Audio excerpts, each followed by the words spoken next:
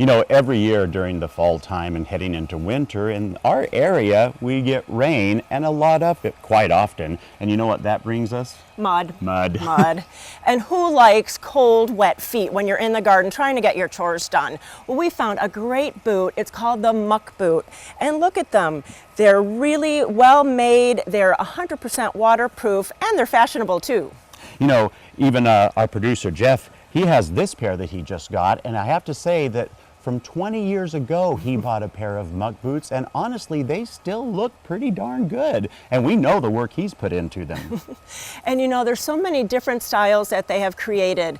And they're for men, they're for women, they're all different colors, they're different styles.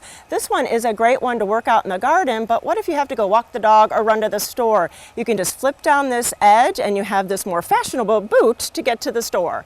And you know, the best thing about the Muck Boot is it is 100% waterproof. And also there's a special material that they use on the inside so that the moisture gets wicked away from your foot so your feet don't stay wet inside the boot.